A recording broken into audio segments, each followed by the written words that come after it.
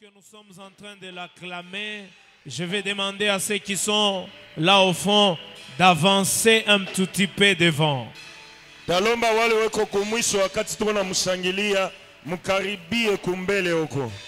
Pendant qu'on acclame le Seigneur, nous demandons à nos bien-aimés qui sont là au fond de vouloir avancer.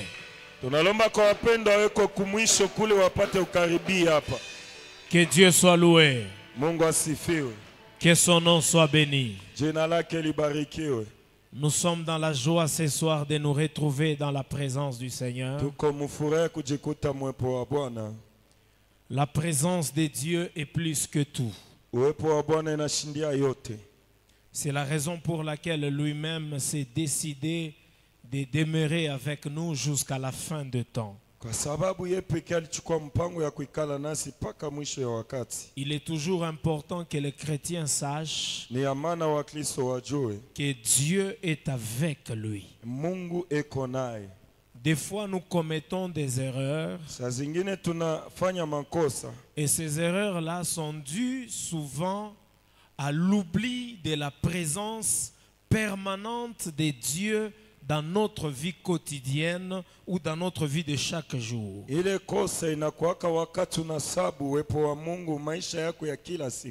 Dieu est avec nous partout où nous sommes et dans tout ce que nous faisons. Raison pour laquelle nos vies sont appelées à l'honorer. Nous disons merci à son serviteur, le révérend apôtre Aaron Timothée. Notre Père, le visionnaire de la Cité d'Espérance, pour le renouvellement de la confiance envers notre personne. Merci au coordonnateur qui nous dirige, le pasteur Eli, de nous avoir encore une fois alignés. Nous disons merci aux serviteurs de Dieu, le pasteur et les administrateurs, le diacre ainsi que vous tous, peuple de Dieu. Que le Seigneur Dieu vous bénisse. Je pense que nous pouvons recevoir ensemble cette bénédiction par les acclamations. Amen. Nous sommes dans notre culte d'enseignement. Nous allons parcourir cet enseignement à la lumière de la parole de Dieu, afin que l'objectif de Dieu dans un cœur ce soir soit atteint. J'ai prié le Seigneur que son objectif soit atteint dans ta vie. Vous savez, quand Dieu atteint son but dans votre vie, votre vie prend de nouvelles dimensions. Mais il faudrait que l'enfant de Dieu comprenne et se disponibilise à ce que Dieu le touche ou que Dieu atteigne son but dans sa vie. Inabidi mtoto wa Mungu aelewe na ajitayarishe kwani Mungu afikishe shabaha yake maisha yake. Est-ce que quelqu'un comprend ce soir? Amen. Alors nous allons lire le livre de Jean chapitre 15. Jean chapitre 15. Le Seigneur est en train de se présenter là-bas. Et nous allons évoquer une autre lecture pendant que nous serons en train d'évoluer. Alors on se tient debout pour honorer la parole du Seigneur. La Bible déclare ceci: je suis le vrai cep et mon Père est le vigneron. Tout sarment qui est en moi et qui ne porte pas de fruits, il le retranche. Et tout sarment qui porte du fruit, il l'amende afin qu'il porte encore plus de fruits. Déjà, vous êtes purs à cause de la parole que je vous ai annoncée. Verset 4. Demeurez à moi et je demeurerai en vous. Comme le sarment ne peut de lui-même porter du fruit s'il ne demeure attaché au cep, ainsi vous ne le pouvez non plus si vous ne demeurez pas, si vous ne demeurez à moi. Je suis le cep, vous êtes les sarments. Celui qui demeure en moi et en qui je demeure porte fruit, car sans moi, vous ne pouvez rien faire. Parole du Seigneur. Amen.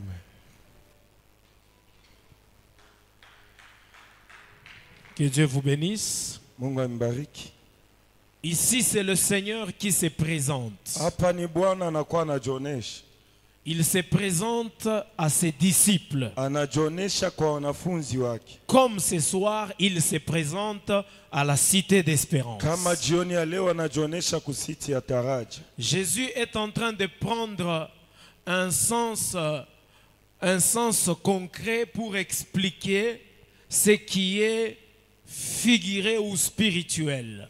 Yesu anabeba mana mfupi njoo ya kuonesha kile kiko kya kiroho. En d'autres termes, il est en train de vouloir expliquer une réalité spirituelle par des faits qui sont connus des hommes. Mwanamna ingine konapenda kufasilia maneno ya kiroho kupitia vitu vinajulikana mu watu.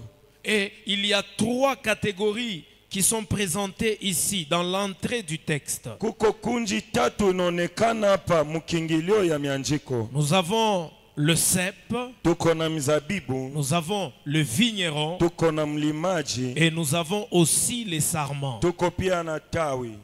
Le cep appartient au vigneron. Mizabibu inakuwa kwa mlimaji. Raison pour laquelle on est en train de dire que Je celui, les proprios, les cultivateurs du cep planté. Jo kwa maana wanakuwa namuonesha kama mlimaji wa mizabibu ilipandwa. Et le Seigneur se présente lui-même comme étant le cep.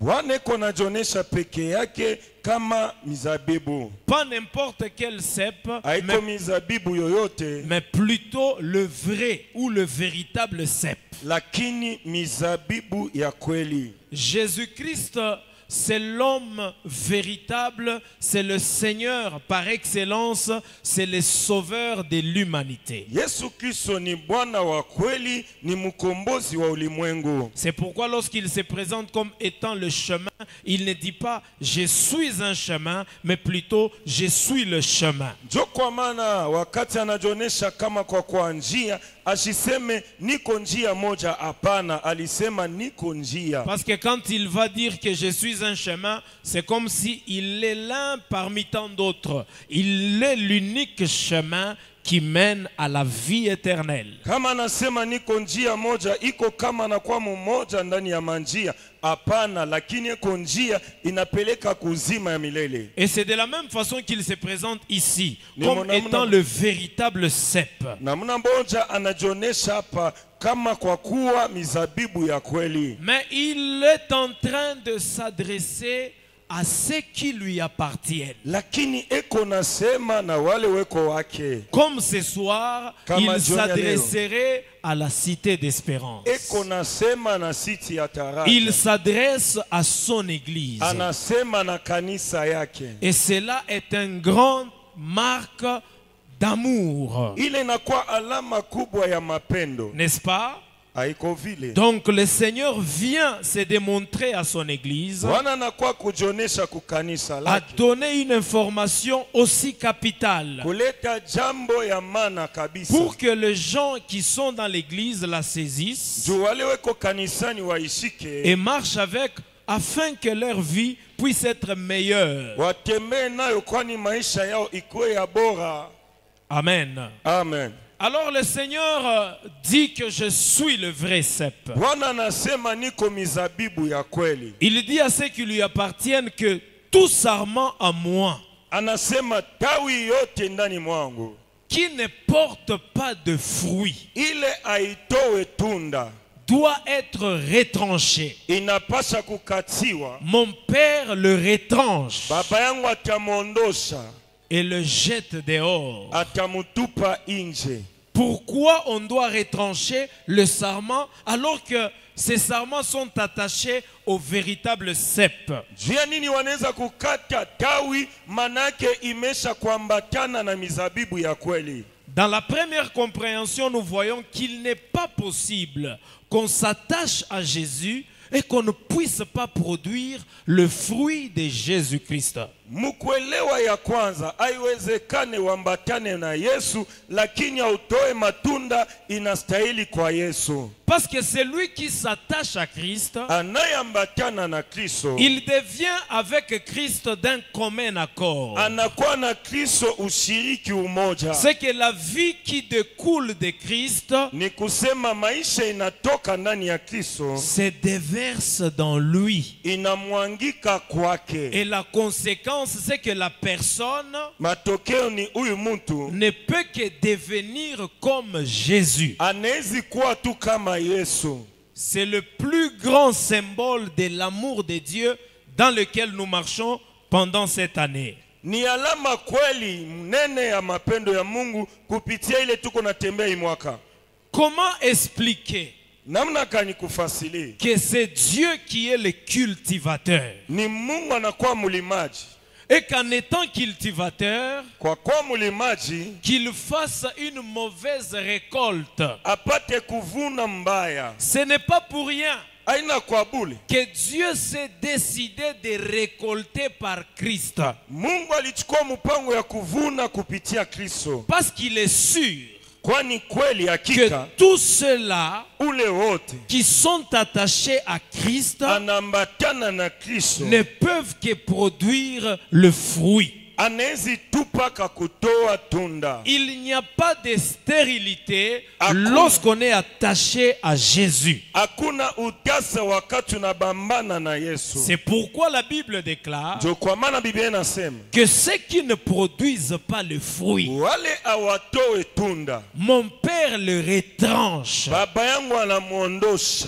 J'aimerais dire à quelqu'un ce soir, Napenda kuambia mtu jioni ya leo, quand nous venons à l'église, kama tunakuwa kanisani, au-delà de nos problèmes, zaidi ya maneno yetu, au-delà de nos ambitions zaidi ya mashaba et yetu des objectifs de la vie, na mashaba ya maisha, nous devons savoir une chose. tunapaswa kujua kitu kimoja. Qu'en venant à Christ, Mkuwa kwa Kristo, la première des choses, kitu kia kwanza c'est de ressembler à Christ. ni kufanana na Kristo, C'est de manifester les œuvres de ni Jésus-Christ. kuonesha mbele matunda ya Yesu Kristo. C'est en ce moment-là que nous serons une église puissante Ni mwile wakati njo tutakuwa kanisa ya uwezo, parce que nous allons manifester Christ au travers nos vies. kwani Kristo ataonekana kupitia maisha yetu. Aujourd'hui, c'est comme si nous sommes en train de faire un exercice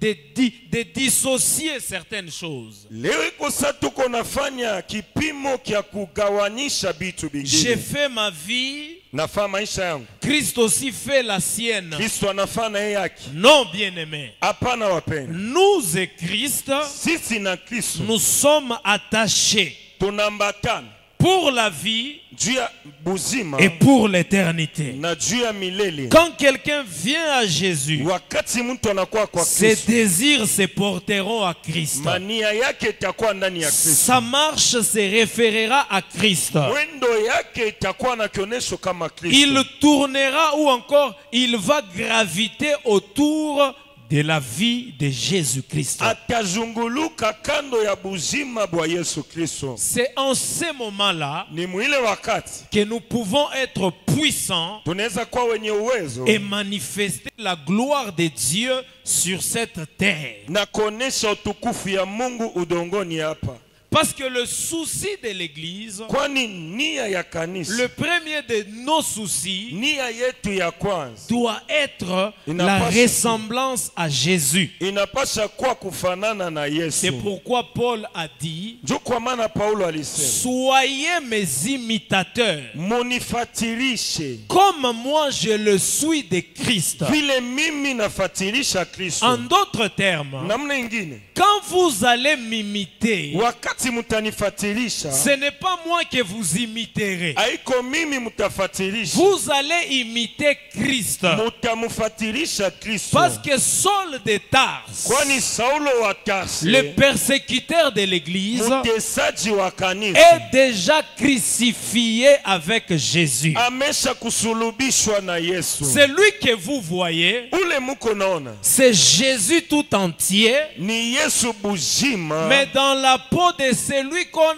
appelait autrefois Saul de Tarse. lakini ndani ya ngozi ya ule walikuwa naita mara ingine Saulo wa Tarse. Église du Seigneur, Kanisa ya Bwana, ça doit être nos objectifs de tout le jour. hii inapasha kuwa mashaba yetu ya kila siku. Parce que nous n'avons pas tout le temps possible dans ce monde.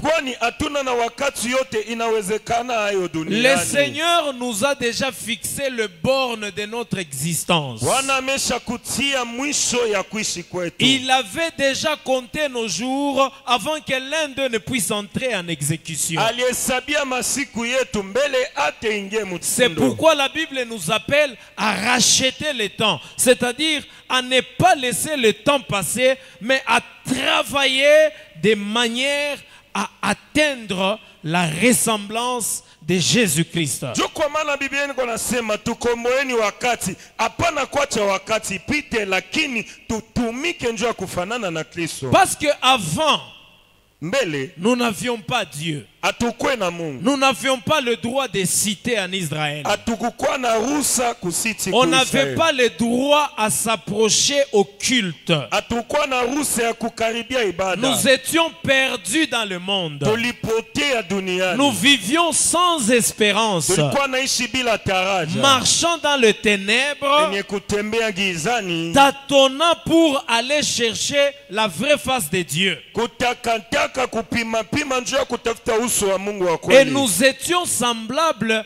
à des oliviers sauvages. Tulifanana na mizabibu ya pori, mizeituni ya pori. L'amour de Dieu Mapendo ya Mungu est allé nous chercher en brousse. ili tutafuta porini, Il nous a arrachés de la brousse inatutosha porini pour venir nous greffer à Jésus, njoo ya kutuambatanisha ndani ya Yesu, afin que la sève, kwani maji qui est le symbole de la vie, inakuwa alama ya bujima en Christ Jésus, ndani ya Kristo puisse Yesu, couler en nous imwangike ndani et mwetu, que nous puissions devenir par nature les enfants de Dieu. tukwe na aina ya wana wa Mungu. Ce sont des choses que l'Église doit connaître. Ni vitu kanisa inapasha Les kujua. enfants de Dieu doivent les connaître. Wana wa Mungu wanapasha kuijua. Vous ne marcherez plus dans le monde comme si vous étiez l'échec de tous les échecs. Amutatembea duniani kama mulikuwa bakushindwa byote. C'est comme ce que nous avons dit le dimanche.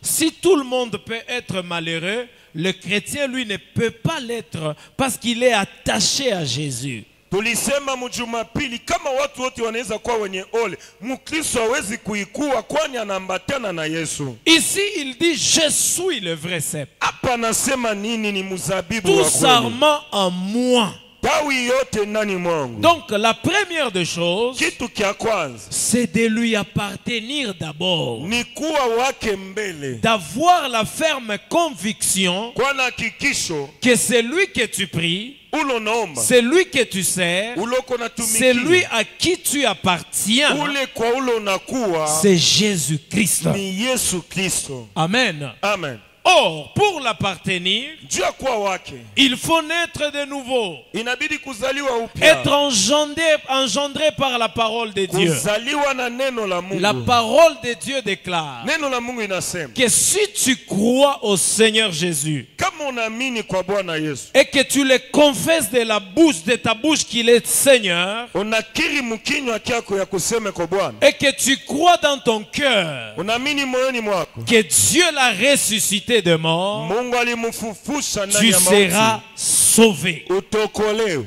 Donc, premièrement, Ya kwanza, quand vous avez l'assurance du salut, wakati muko na hakikisho ya wokovu, l'assurance d'appartenir à Jésus, hakikisho ya kuwa ba Yesu, c'est ce qui doit être fait au préalable. jo kile kinapasha kufanyika ya Si kwanza. cette pensée est assise dans ton cœur, Kama mawazo inakaa ndani mwako, alors la deuxième des choses, kitu kia pili produire le fruit. ni kutoa tunda.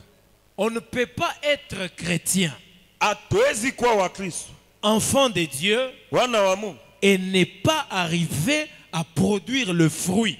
bila kufika mkutoa tunda. Ça ne peut pas s'expliquer. Haiwezi kufasiliwa. Parce que nous allons expliquer ça sur base de quoi? Tutaifasilia kupitia nini? C'est pourquoi même ici Jésus ne donne pas aucune autre alternative, sinon couper ceux qui ne produisent pas le fruit. Juu kwa maana Yesu hapa asilete njia ingine kama iko ya kukata tawi ila itoe tunda. Parce que ce sont ceux-là Ni wale qui produisent le fruit wanatoa tunda, qui doivent être embellis, jo wanapasha kujipamba mzuri, sanctifiés, wanatakasiwa afin qu'ils parviennent à en produire davantage, juu wafike mkutoa tena kupita selon ce que la parole de Dieu déclare. kulingana kile neno la Mungu Mais linasema. c'est lui qui produit le fruit. Lakini ule anatoa tunda, Mon Père l'amende. baba yangu anamubeba. En d'autres termes ou dans d'autres versions de la Bible, vous verrez qu'on est en train de dire,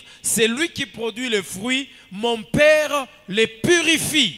Baba yangu, Biblia nasema ula anatoa tunda, baba yangu anamutakasa. C'est-à-dire, Ni kusema il lui rend encore capable de produire davantage le fruit. anamukuisha na uwezaji ya kutoa tena tunda.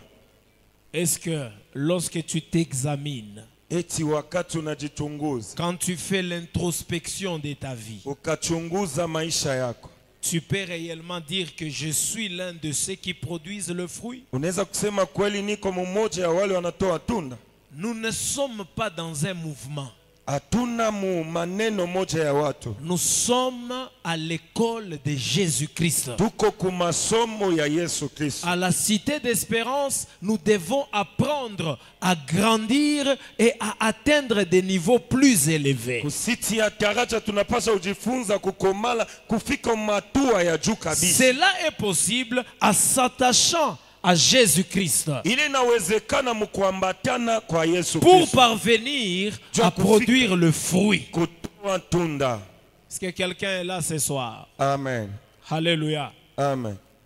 Nous pouvons prier, c'est bien. Tunaweza kuomba, ni mzuri. Jeûner, nous le faisons. Mafungo tunafunga. Mais nous devons savoir Tunapasha kujua qu'au-delà de lakini nos prières et de nos jeûnes, zaidi ya maombi na mafungo nous yetu, devons vérifier et être à mesure de dire réellement nous appartenons à Christ, pas par la bouche, mais parce que nous produisons le fruit de Jésus-Christ. tunapasha kufika mkuangalishisha unasema kweli natoa tunda, hapana mu maneno ya kuonekana kweli ndani ya Yesu Kristo. Alors, lorsque nous voulons maintenant comprendre la raison pour laquelle les gens ne parviennent pas à produire le fruit, Wakati tunapenda kuelewa sababu ile nasukuma watu wasitoe tunda, comme la parole de Dieu se complète, vile neno ya Mungu inajiongezeka, elle s'autosuffit par elle-même, inajienesha yao pekee, elle nous a aidé à comprendre le pourquoi. ili tusaidie tuelewe kwa nini, Pour que nous disons cette vérité à l'église tuseme hii ukweli kukanisa. et qu'à partir de ce soir, Tangia jioni ya leo que nous puissions être en mesure de commencer à produire le fruit. tuweze kwanza kutoa tunda. Nous lisons Matthieu chapitre 13. Mathayo 13 C'est un culte d'enseignement. ni ibada ya mafundisho. Matthieu chapitre 13. Mathayo 13 Nous faisons la lecture à partir du verset 19. tunasoma 19. Ici, ça précède une explication de Christ Hii inatangulia mafasilio ya Kristo ou la parabole de Jésus. au mfumbo ya Yesu. Le Seigneur a parlé pour accomplir ce qu'avait dit Esaïe. Bwana alisema njoo kutimiza kile Isaya Qu'ils alisema. entendront mais qu'ils ne comprendront point. Lakini watasikia lakini Ils hawataelewa. verront mais ils ne vont pas comprendre c'est quoi la visitation. Wataona lakini hawataelewa ni nini kupeguliwa. Parce que ici Christ est en train de parler Hapa Kristo alikuwa anasema du royaume de Dieu. ufalme wa Mungu. Il dit que c'est semblable à une sémence Anasema inafanana na mbegu. portée par le semeur Ule mlimaji anabeba. et qui est en train de s'aimer. Eko na panda. Une partie de la terre Sehemu ya udongo. tombe sur le long du chemin. Sehemu ya mbegu inaanguka munjia. Une autre partie tombe dans un terrain rocailleux. Ingine inaanguka fasi ya majiwe. Et une autre partie tombe parmi les épines. Ingine inaanguka ndani ya miba. Et la dernière catégorie est celle qui tombe sur la bonne terre. Kunji ya mwisho ni ile inaanguka pa udongo Les mzuri. disciples ont demandé à ce que le Seigneur explicite la parabole. Wanafunzi walilomba kwani Bwana afasilie mfumbo. Heureux sommes-nous ce soir parce que nous aussi, le Seigneur nous donne l'explication de cette parabole. Eri tuko jioni ya leo kwani Bwana analeta mafasilio ya mfumbo. Bien-aimé, avoir Jésus, c'est avoir tout. Wapendwa, kuwa na Yesu ni kuwa na yote. Quelqu'un qui a Christ, il a tout pleinement. Mtu ule kona Yesu kona yote kwa utele. Parce qu'il n'y aura pas des zones d'ombre qui vont demeurer dans son cœur. Le Seigneur y apportera la lumière. Akuta kwa mafasi meusi tabaki maoni mwake lakini Bwana ataleta nuru. Ici, les Juifs sont restés avec des zones d'ombre. Ils n'ont pas compris la parabole. Mais ceux-là qui ont reçu la même grâce, comme celle que nous recevons ce soir, ont reçu la lumière. Wanafunzi walibaki hapa, Wayuda walibaki na mafasi mweusi lakini hawakuelewa. Wale walipata kuelewa ni sa vile sisi tunakuwa naelewa jioni ya leo. Verset 19, la Bible dit ceci. Mstari wa 19. Lorsqu'un homme écoute la parole du royaume, wakati mtu anaposikia neno la ça ufalme, c'est le premier obstacle. hii ni kikwazo kia kwanza. Lorsqu'un homme écoute la parole du royaume Wakati mtu anaposikia neno la ufalme et ne la comprend pas, naye alifahamu, le malin vient, yule mwovu anakuja, enlève ce qui a été sémé ananyang'anya lile lilipopandwa dans son cœur. moyoni mwake. Cet homme Huyu mtu est celui ni huye qui a reçu la sémence le long du chemin. aliyepandwa karibu na njia. Amen. Amen. Bien-aimés dans le Seigneur, Wapendwa ndani ya le Bwana, tout premier obstacle qui nous empêche à produire le fruit dans le Seigneur, kikwazo kia kwanza kinatuzuiza kutoa tunda ndani ya Bwana c'est lorsque nous entendons la parole. ni wakati tunasikia neno, Nous écoutons la parole, tunasikia neno mais lakini nous ne la comprenons pas. hatuielewi. Aujourd'hui, Leo on n'est plus exigeant. hatulombe tena mingi sana. Quand on balance la parole, Wakati banatenkesha neno, les gens ne se donnent pas le souci de vouloir comprendre. watu walipatie nia ya kuelewa. Les disciples avaient aussi entendu la parabole que Jésus avait donnée. Wanafunzi walisikia pia mfumbo Yesu alitupa, Mais ils ne se sont pas arrêtés là. lakini hawakusimamia pale Comme les autres qui avaient aussi entendu kama wengine vile et qui sont partis. lakini walienda. Et on nous donne l'illustration de ce qui leur a été arrivé. C'est que le diable est arrivé, il a ôté ce qu'ils ont reçu. Wanaleta kionesho ya kile kiliwafikia, lakini muovu alifika anabeba ile walipokea. Mais eux, ces disciples de Christ, lakini wao wanafunzi wa Kristo ils ont voulu comprendre la parole. walipenda kuelewa neno. Maître, explique-nous. Mwalimu utufasilie. Qu'est-ce que cela veut Ni dire? kusema nini? Église du Seigneur, Kanisa ya Bwana quand on nous prêche la parole, wakati wanahubiri neno nous la saisissons avec notre intelligence. tunaisikia na akili zetu. Manifestons le souci Tuoneshe nia de lorsque nous rentrons dans nos maisons, wakati tutarudi manyumbani, que nous puissions méditer ce que nous avons écouté. tupate kufikiri kile tulisikia. C'est comme ça que les gens grandissent dans le Seigneur. Ndio hivi watu wanakomalaka ndani ya Bwana. Ne soyez pas des gens qui écoutent seulement. Musikwe watu wa kusikia tu, Et quand ils quittent dehors, akitoke tu nje hapa c'est quelqu'un d'autre qui vient ni mtu mwingine anakuja avec un autre message. na ujumbe Tu ingine. as suivi le mercato. Ulifata mercato, Il paraît qu'il y a des policiers. naona wa polisi J'ai wanapulusi, entendu que là-bas on fait ceci. nasikia kule wanafanya hiki, Et wanakidnape. ça c'est le travail du diable. Ile ni kazi ya Parce que le shetani. diable sait Shetani que anajua la politique ne vous amènera nulle part. kisiasa isitamipeleka fasi. Le football, les joueurs viendront et partiront, ça ne vous amènera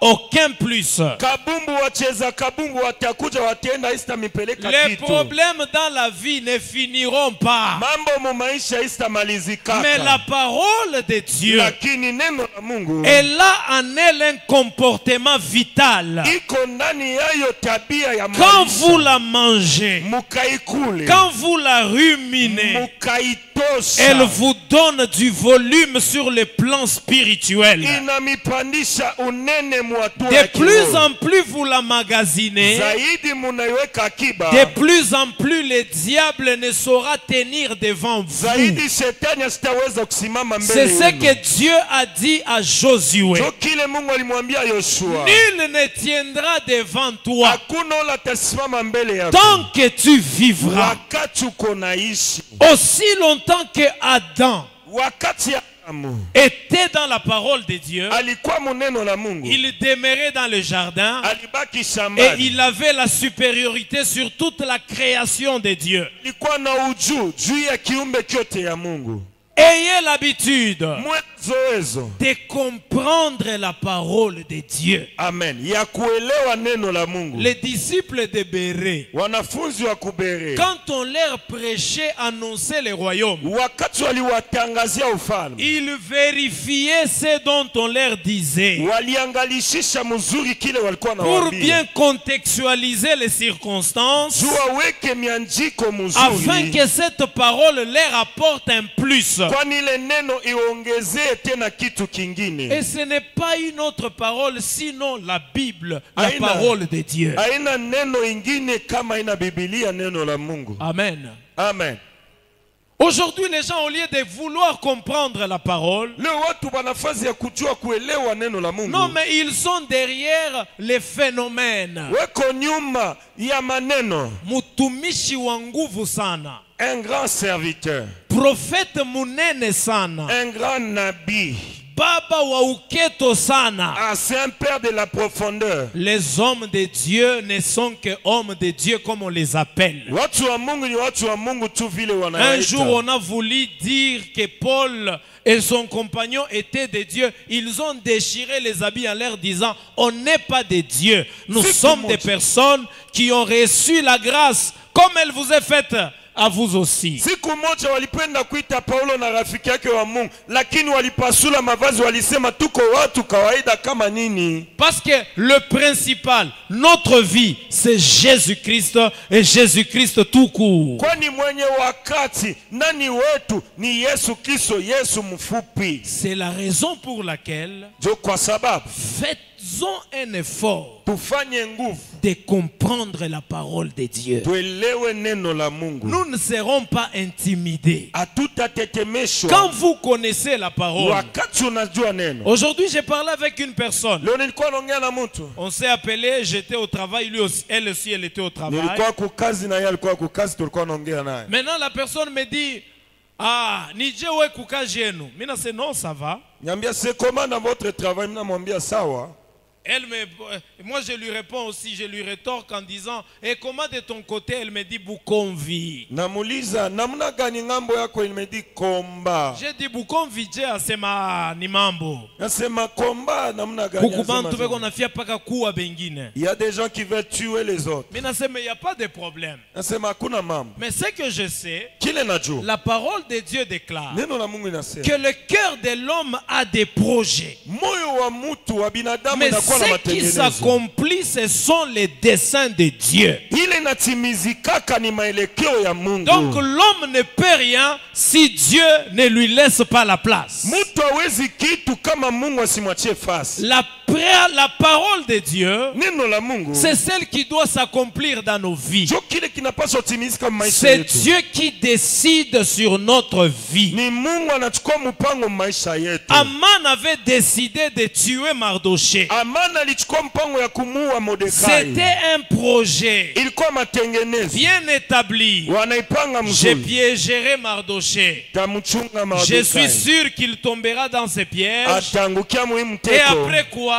Kisha je le ferai pendre. tamubeba Et voici tamuchinja. le lieu où je le pendrai. Ona fasi njo fasi tamu. Mais la fin de l'histoire, Mwisho ya c'est historia que le dessein de Dieu, ni kusema la matengenezo ya souveraineté de Dieu, Mungu. Ukubwa wa s'est Mungu accompli dans la vie de ces deux hommes. ilitimizika maisha ya watu. Mardoché a conservé la vie Mordekai alichunga bujima. et Aman s'est retrouvé dans son propre piège. Amana alijikuta mumuteko yake Pour vous pekee. dire, bien-aimés, Dieu kumyambia la wapendwa. parole de Dieu, quand elle vous est envoyée, Neno la Mungu wakati c'est pour wanalitumia vous yo, faire du bien. ni njoo kumijalia Cherchez vizuri. à la comprendre. Tafuteni kuielewa. Parce que dans leur détresse, Kwani ndani ya tabu zao il ne leur avait pas envoyé autre chose. asikutuma kitu kingine. La parole de Dieu. Neno la Mungu. Vous avez la délivrance avec vous. Muko na ufungulivu na ninyi. Mais vous êtes en train de chercher une autre délivrance en Lakini, tâtonnant, muko natafuta en ufungulivu allant muko de takataka. maison en maison, Kwenda manyumba kwa en manyumba. gravissant de montagne en montagne. Kuvuka kupanda milima Nous kwa sommes milima. au temps de la fin. Tuko mwakati ya mwisho. L'église du Seigneur doit agir avec fermeté. Kanisa ya Bwana inapaswa kutenda Nous imara. devons rester dans la parole de Dieu. Kubaki muneno la Mungu. Comprenons la parole de Dieu. Tueleweni neno la Mungu. En elle, il y a notre délivrance Ndani yayo kunakuwa fungulivu yetu. et tout ce que nous cherchons. Na yote tuko natafuta. Premier obstacle. Kikwazo kia kwanza. Deuxième obstacle. Kikwazo kia pili. Qu'est-ce que la Bible déclare? Biblia inasema nini? Celui qui a reçu la sémence. Naye alipata mbegu. Ok, voilà, le verset 20. La Bible dit, celui qui a reçu la sémence Naye alipandwa dans les endroits pierreux. juu ya pali ya miamba. C'est celui qui entend la parole Ni yeye anayesikia neno. et la reçoit aussitôt avec joie. Na mara moja anaipokea na furaha. Mais il n'a pas de racines Lakini hakuna mizizi en lui-même. ndani mwake. Il manque de persistance. Lakini asidumu. Et dès que survient une tribulation Wakati tabu ou inakuja une persécution au mateso à cause de la parole de Dieu, juu ya neno la Mungu, il y trouve une occasion de chute. mara moja yeye anapata kuanguka. Unatokea kwa mfumu. Tu sors de chez les féticheurs. Non mais bon bari décidé. Non, ils ont décidé. Banenita ya buloji. Ils m'ont cité, ils ont dit que je suis Banasema kama sorcier. unabisha twende kwa mfumu. Ils ont dit si tu refuses, Comme on je passe. sais que je ne suis pas sorcier, je suis quand même parti. Vile najua shina mloji naenda. Bakutaye buloji. Quand te cite Si sorcier. toi tu n'es pas sorcier, Kama wana mloji. bobende kwa mfumu. Qu'ils aillent chez les Bafanye féticheurs. biote bile Qu'ils banafanya. fassent ce qu'ils vont Ce faire. que je sais, Kile najua. en Christ, Nani ya Kristo. tu ne mourras pas. Hautakufa. Tu vivras Utaishi. et tu raconteras les œuvres de l'Éternel. Utashuhudia matendo la Bwana. Garde la parole Chunga neno. qui t'interdit d'entrer dans les maisons des Na féticheurs. kukataza kuingia nyumba ya mfumu. Une petite persécution. Mateso kidogo tu. Et souvent, nous avons la tendance Zaidi tunakuwaka na de vouloir l'approbation de tout le monde. tunakuwa mpaka napenda watu wote Quand tout le watupape. monde dit c'est un bon, Kama wote wanasema alikuwa et mzuri, nous-mêmes nous nous disons oui. Vous si pekee voyez, tunasema kweli. Unaona, je suis majoritaire. Hein? watu Je suis bon. niko mwema. Bon, uku bon Dieu. Uko mwema namna gani? Tu verras. Non, demande au frère Titi. Muulize ndugu Titi. Manamouliza frère Titi, est-ce que le frère Sila est bon? Oui, c'est. Ah, vous avez entendu? Nasiki. Non. Hapana. Joseph, Yosefu, sa tunique était entre les mains de la femme de Potiphar. kanjo yake ilikuwa mikononi ya mke wa Potifa. Dans la vraisemblance, Kufanana, kuonekana ya kweli, personne ne pouvait dire que la femme de Potiphar fait un mauvais témoignage. Non. hakuna ule aliweza kusema mke wa Potifa anakuwa anadanganya. Joseph est Hapana. kokilari waji. Yusufu anakuwa torse nu. Quand un inspecteur de la police entre, Wakati inspector wa la polisi anaingia, qu'est-ce qui s'est passé? nini lipitikana? Vous voyez, les soldats ont toujours un air intimidant. Waskari wanatetemeshana mbele. Dites-nous, qu'est-ce qui s'est passé? Tuoneshe ni nini, ilikuwa ni nini? Malamoi, la femme de Potiphar prend la parole. Il a voulu me violer, cet esclave, cet indigène. Directement mke wa Potifa anachukua neno, anasema alipenda kunibaka, ni mtu mbaya. Maman, vous êtes qui? Je suis la patronne de la maison. Mama uko nani? Mimi njo mwenye nyumba. Et qu'est-ce qui nous prouvera qu'il a réellement voulu te... Mais ça, c'est quoi? Nini inaonesha ya kama alipenda kubaka? Et quand l'inspecteur regarde, Wakati inspector anaangalia, il dit, mais les faits sont palpables. Sema. Il est coupable. maneno inaonekana anakuwa mtu mbaya, anakuwa Et na hasi. Joseph n'avait 10 mots. Yusufu akusema kitu, Oh non, c'est elle qui marcelait.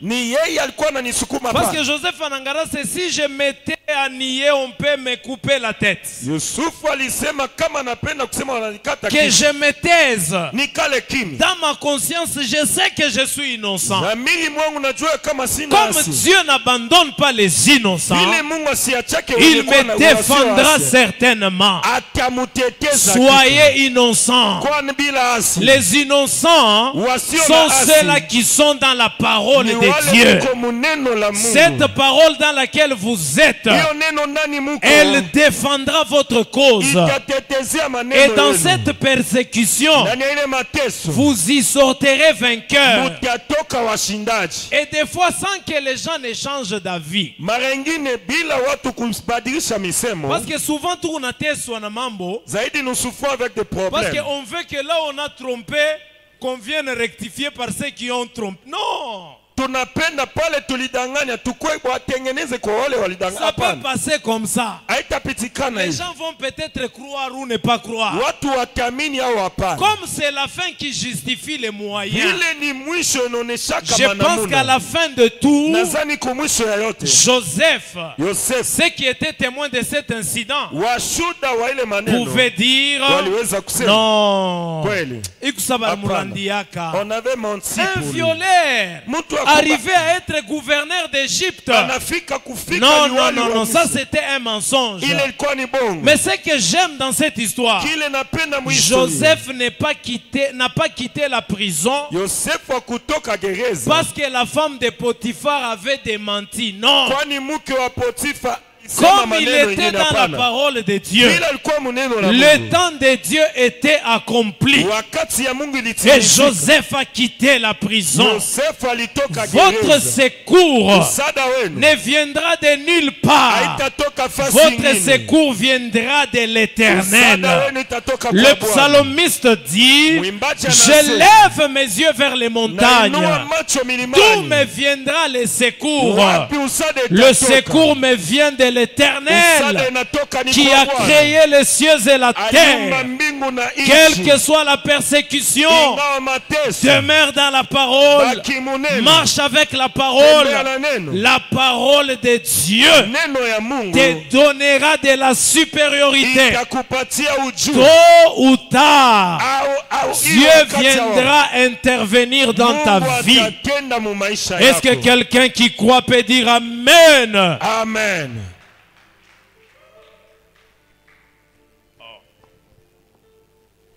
Bon, on va continuer demain. Que le Seigneur vous bénisse. On acclame le Seigneur.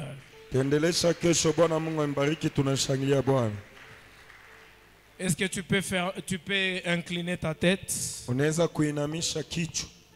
la prière, mu maombi tu vas dire, Seigneur, asema Bwana donne-moi un cœur unipe roho qui aime ta parole, ile inapenda neno lako, qui aura le souci de comprendre ta parole. ile itakuwa na nia ya kuelewa neno lako. Même si j'avais une sorte d'incrédulité face à la parole, Hata kama nilikuwa na moyo kama mgumu mu neno lako, ce soir, viens au secours de mon incrédulité. jioni ya leo kwa usada kwa moyo mgumu Fais en wangu. sorte que mon cœur soit malléable par ta parole. Fanya ya kama neno langu ipende neno lako, Parce que ta parole, kwani neno lako elle détermine ma production de fruits. inahakikisha kutoa kwa tunda Et elle langu, m'amène à ressembler à Jésus. inanifikisha mkufanana na Yesu. Quelqu'un peut élever sa voix et Mtu prier anaweza au nom de kuinua sauti Jésus. na kuomba mjina la Yesu. Dieu des armées, Raba sakaya. prie le Seigneur. Omba Bwana.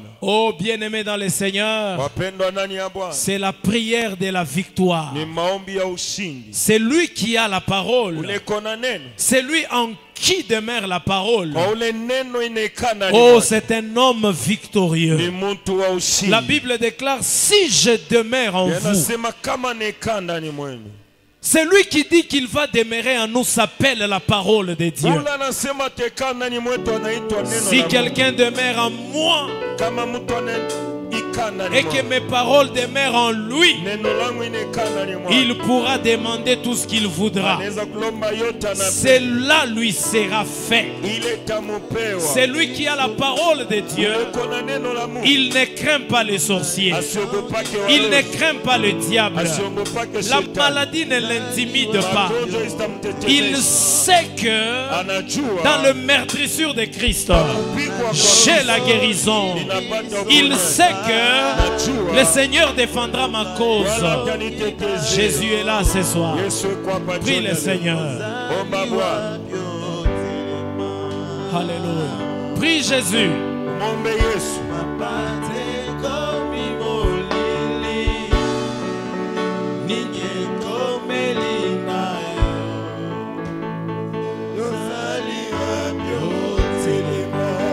Il va s'élever Atasimama. comme il s'est élevé dans la vie de Joseph. Alisimama maisha ya Yosefu. Donne-lui, dis-lui qu'il te donne le cœur Akupe roho. qui aime la parole. Ile inapenda Pas neno. comme le cœur des siècles présents Bana kama mioyo ya yua. qui s'endurcissent à la parole, Inakuwa mgumu qui kunena. aiment le péché. Inapenda Que nzaa. ces cœurs soient loin de toi. Yo mioyo iko mbali na- Reçois le cœur de la parole, Ya mioyo ya roho. de l'amour de la parole Ya de Dieu. mapendo ya neno la Au nom de Jésus. jina la Yesu. Merci Seigneur. Asante Bwana. Merci pour ce soir. Asante juu ya jioni ya leo. Tu as reçu le nom Lipokea jina qui est au-dessus de tous les noms. liliokuwa juu ya majina C'est yote. ce nom-là que nous sommes en train d'élever dans toutes les maisons représentées Ni ici. ile jina tuko nainua mu manyumba yote C'est ce règne-là que nous sommes en train d'imposer dans toutes les familles de l'Église. Ni ile utawala tuko naweka mu Donne majama yote à ya tes kanisa. enfants Patia kwa watoto yako. l'amour de la parole de Mapendo Dieu, ya neno la la Mungu. force à s'élever avec Nguvu la ya parole kusimama na neno. pour se défendre devant les obstacles, Juu ya kujiteteza devant mbele ya les combats, vikwazo. devant le monde, devant le Mbele ya péché. vita, mbele ya Au dhambi. nom de Jésus-Christ, Mu jina la Yesu donne-leur à soutenir ces combats Kristo. Wapatie washike hivi avec persévérance na kudumu jusqu'à la fin. mpaka Au kumwisho. nom de Jésus-Christ, Jina la Yesu Kristo. bien-aimé, je déclare Pendwa na ki que tu es victorieux. uko mshindaji. Tu es victorieuse. Uko mshindaji. Le Seigneur est avec toi. Bwana iko nawe. Ne crains rien. Usiogope. Nous acclamons le Seigneur au nom de Nashangilia Jésus. Bwana mjina la Yesu. Gloire au Seigneur.